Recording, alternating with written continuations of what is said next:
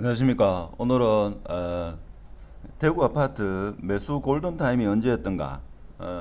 저 개인적인 생각에는 5월 달에 매수하신 분, 오늘 소유권 이전, 잔금을 치고 소유권 이전하신 분이 제 생각에는 가장 매수를 잘 하지 않았나 그런 생각이 듭니다. 물론 뭐 투자가 분들은 알아서 하겠지만 무주택자분은 이번 달에 5월 달에 매수한 것이 가장 좋은 시점이 아니겠는가, 그런 생각을 해봅니다. 물론 이 과정은 6월 말에 대구 전체 규제가 해제된다는 그런 가정도 있습니다만은 설사 해제되지 않는다 하더라도, 물론 그렇게 되면 제가 볼 때는 대구 부동산은 엄청난 폭락이 있을 거라고 그런 생각도 해봅니다. 자, 그렇지만 무주택자분은 설사 6월 말에 대구 전역이 규제가 해제되지 않는다 하더라도 5월 달에 매수한 것은 제가 볼 때는 나쁘지 않은 선택이었다.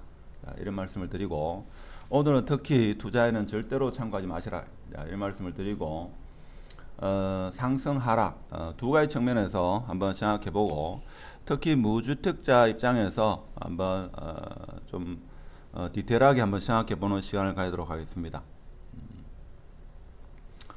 다시 한번 더 말씀드리지만 오늘은 특히 투자에는 절대 참고하지 마시라, 이런 말씀을 꼭 드리고, 최종 판단은 스스로 하시고 스스로 아파트를 구매를 결정하고 행동할 수 있는 그런 시점이 되었을 때 매수를 하시라, 이런 말씀을 드리고, 그렇지 않으면 뭐 기다리는 것도 한 방법이다, 이런 말씀을 드리고, 누구 말을 듣고 매수 매도를 결정하는 것은 현명한 선택이 아니다, 이런 말씀을 꼭 드립니다. 자, 오늘 서두가 길었는데 결론적으로 말씀드리고 싶은 것은 가정이 있습니다. 두 가지 가정이 있는데, 첫 번째 가정은 6월 말에 주택정책심의위원회, 국토부에서 이루어지는 주택정책심의위원회에서 대구 부동산 특히 조정지역이 해제됐을 경우를 생각하고 해제되지 않을 경우에 대해서도 생각해 보도록 하겠습니다. 그래서 과거 한 20년 동안 대구 부동산은 이렇게 움직였죠. 일반적으로 대구 부동산뿐만 아니라 대한민국 전체 이런 측면에서 봤을 때 각 시도에서 특정 아파트가 리딩하는 아파트가 가격이 오르면 그 인근의 아파트 가격도 오르고, 가격이 내리면 인근 아파트도 가격이 내리는, 즉 오르면 모두 오르고 내리면 모두 내리는, 이게 일반적인 시장이었습니다. 그렇죠?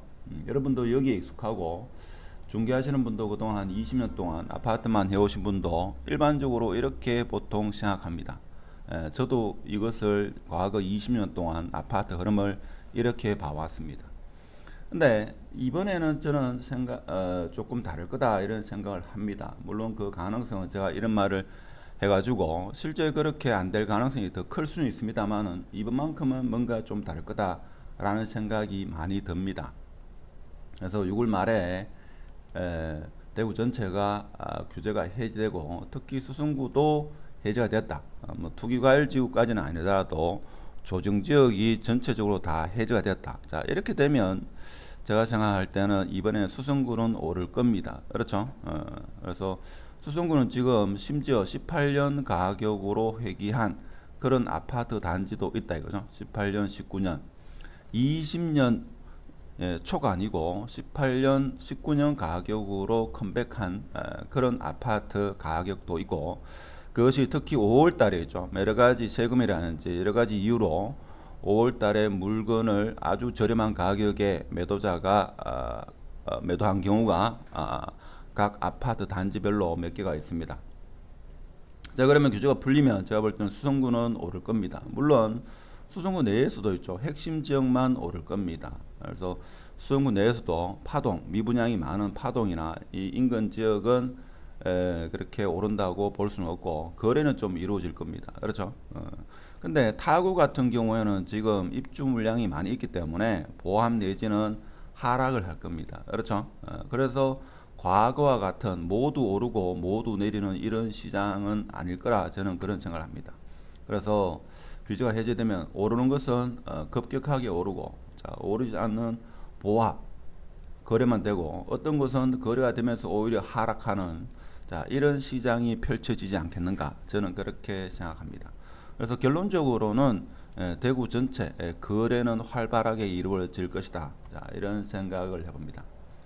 내일 지방선거가 있는데, 보면 지방선거에서 후보자들이 이런 대구 부동산, 지금 모든 사람들이 심지어 투자를 하지 않더라도 이사를 가고 싶어하는 분들조차도 이사를 못 가는 아주 특이한 좀 그런 시장에서 규제에 대해서 적극적으로 이야기하시는 분이 거의 없더라고요.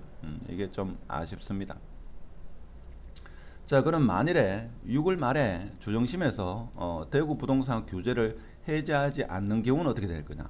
해제는 없다 이거죠. 지금 상태로 쭉 간다.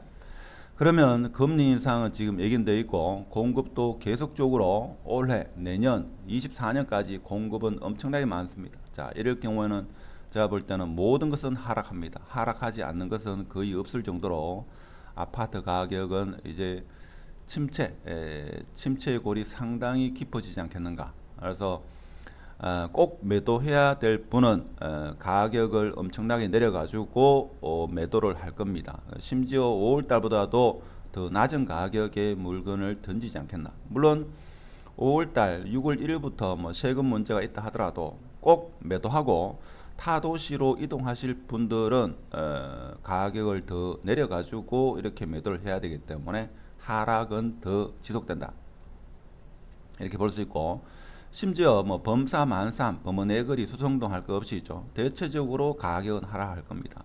그나마 하락하지 않는 것은 제가 볼 때는 대형 평수, 아파트 가격과 상관없이 15억 이상, 뭐 17억, 20억 되는 그런 아파트는 굳이 매도하지 않더라도 타도시로 이동하는데 뭐 큰 무리가 없는 그런 큰 평수에 거주하시는 그런 단지 같은 경우는 하락폭이 좀 적다 하더라도 국민평형 이하 아파트는 제가 볼 때는 하락이 지속될 거다.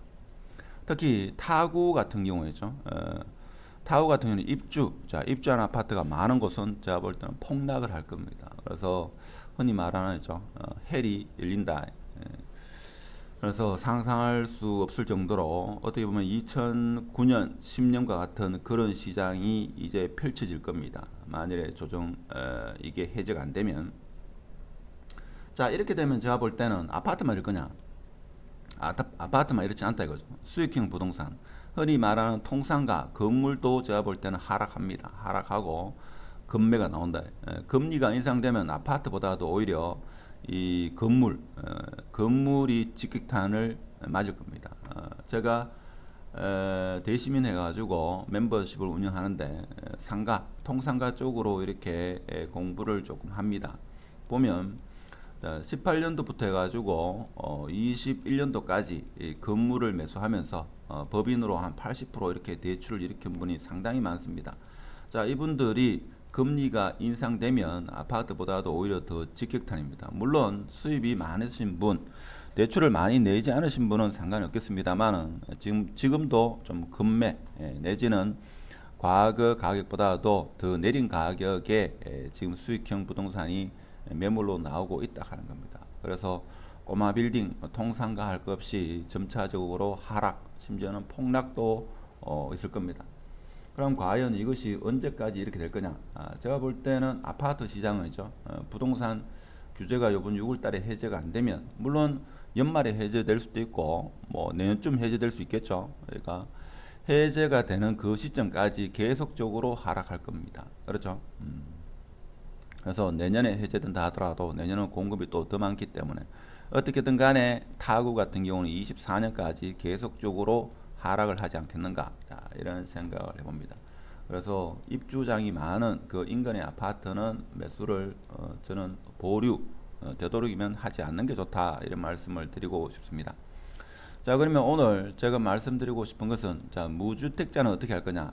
일단은 무주택자분이 제가 볼 때는 가장 좋은 시기는 5월 달이 아니었나, 저는 그런 생각을 합니다. 물론 6월 달에 주정심에서 규제가 해제가 안 되면 6월 달이 더 낮은 금액이 아니었는가, 이런 생각을 하겠지만 실제 지금보다도 가격이 10%, 많게는 20% 더 하락한다고 하더라도 무주택자분은 제가 볼 때는 매수를 못할 겁니다. 그래서 지금은 그 누구도 섣불리 매수를 못하는 공포가 극에 달한, 대구 아파트 시장이 공포가 만연한 그런 시장이기 때문에 특히 경험이 없는 이런 무주택자분은 제가 볼 때는 매수를 못한다 하는 겁니다. 그래서 지금은 오히려 현금을 좀 가지고 계시고 아파트 투자를 해보신 분, 그리고 무주택자분 중에서도 공부를 많이 하신 분은 지금은 매수해도 나쁘지 않다, 이런 말씀을 드리고, 자, 여유가 되면 지금은 다른데 매수하면 안 되고 수성구 핵심지를 매수를 해야 된다 하는 겁니다.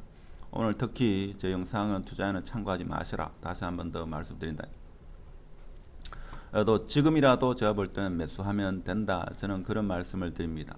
그래서 지금 가격이 2018년 19년 가격으로 회귀된 그런 단지 핵심 지역에 있는 아파트가 적지 않습니다.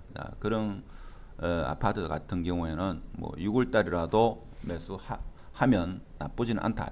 설사 매수를 했는데 지금 바닥이라고 매수를 했는데 6월 말에 주정심에서 대구 규제가 해제 안 돼 가지고 지하 1층, 지하 2층으로 내려갈 수도 있습니다. 자, 이럴 경우에는 최소 지금 매수해서 5년 이상은 거주하신다 생각하시면 제가 볼 때는 뭐 크게 심리적으로 조금 멘탈은 흔들릴 수 있겠습니다만은 5년 정도 실거주 하시면 제가 볼 때는 버틸 수 있는 체력이 있으면 제가 볼 때는 크게 문제가 없다, 이런 말씀을 드리고 싶습니다. 자, 그렇지만 대다수는 제가 볼 때는 매수를 못 합니다. 그렇죠? 그래서 무주택자분은 지금 수성구 핵심 지역이 매수 적기가 아닐까, 저는 개인적으로 그런 생각을 하고 제 주에도 일부 그렇게 생각하시는 분이 있습니다.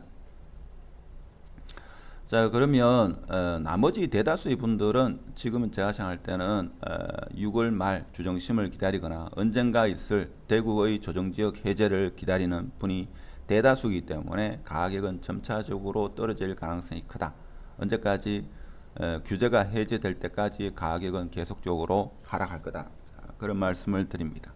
그래서 오늘 제가 말씀드리고 싶은 것은 무주택자분 중에서 5월 달에 매수하신 분이 위너가 되지 않겠는가, 저는 그런 생각을 들고, 6월 말에 제가 볼 때는 규제를 해제한다 하더라도 과거와는 다른, 오르는 것은 오르고 오르지 않는 것은 오르지 않고 내리는 것은 내리는 아주 혼돈의 그런 부동산 시장이 되리라, 그런 생각을 해봅니다.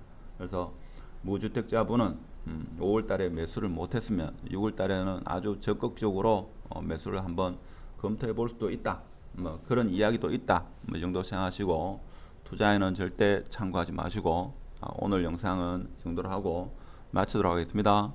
감사합니다.